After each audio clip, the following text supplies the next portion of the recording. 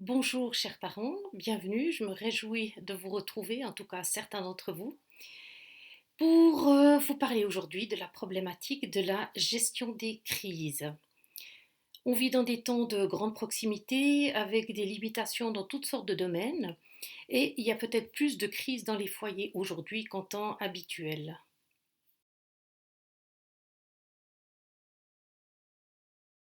Je vais aborder la crise en lien avec un conflit, soit quand le parent ne veut pas quelque chose que l'enfant veut, ou à l'inverse, le parent veut quelque chose que l'enfant ne veut pas. Donc, c'est quand l'enfant vit une frustration parce qu'il a un manque de pouvoir sur sa propre vie.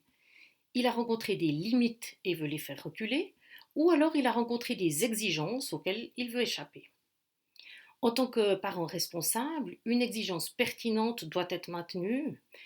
D'en vivre l'expérience va structurer et aussi rassurer l'enfant qui évoluera dans un cadre établi.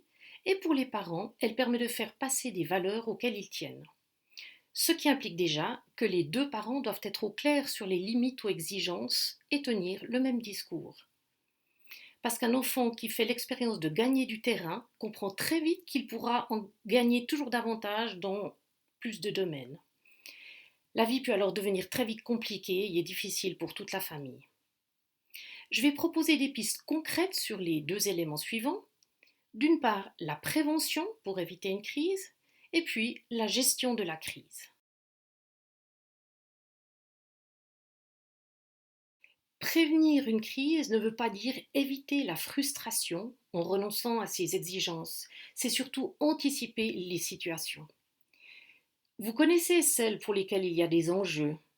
Je vous propose alors d'en parler avant, ou même bien avant, lorsque vous n'êtes pas dedans, que personne n'est pris par les émotions.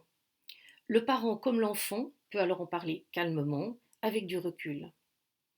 Vous expliquez les exigences ou les limites établies dans telle situation et dites pourquoi c'est important, tout en reconnaissant la difficulté pour l'enfant de la vivre, qu'il se sente rejoint et compris.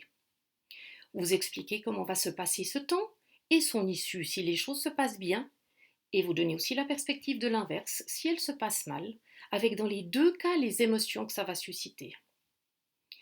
Parlez du temps limité que cet effort demandera à l'enfant. Informez-le qu'une fois terminé, il pourra être fier d'avoir dépassé ce temps sans crise. Qu'ensuite, il y aura telle autre activité pour qu'il puisse se projeter sur autre chose que l'événement difficile. Ça peut tout simplement être le repas.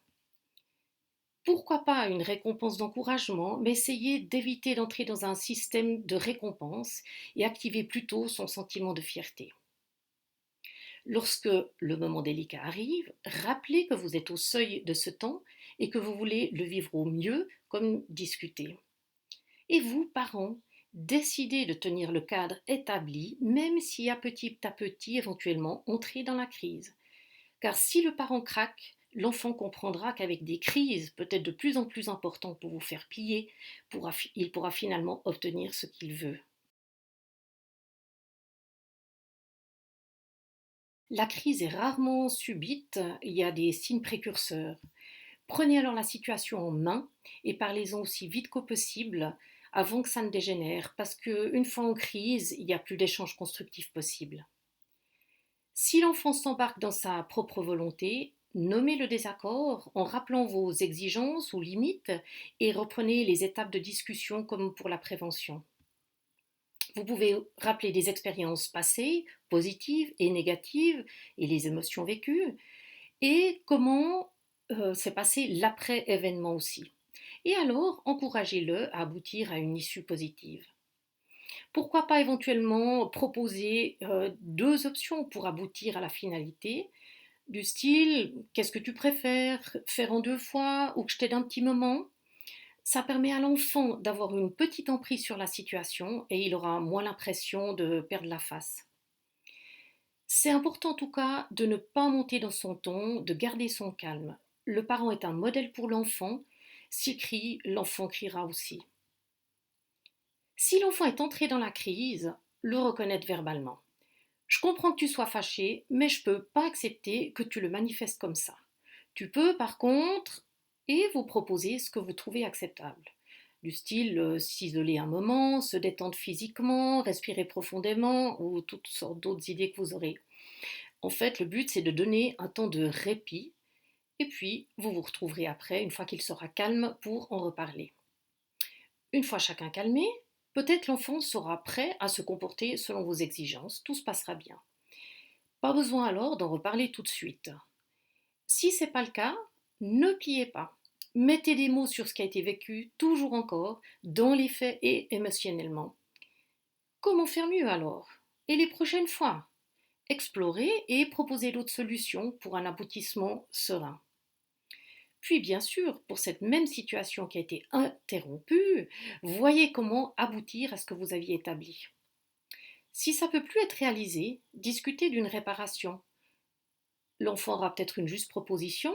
Si ce n'est pas le cas, c'est à vous d'en proposer une, voire de l'imposer.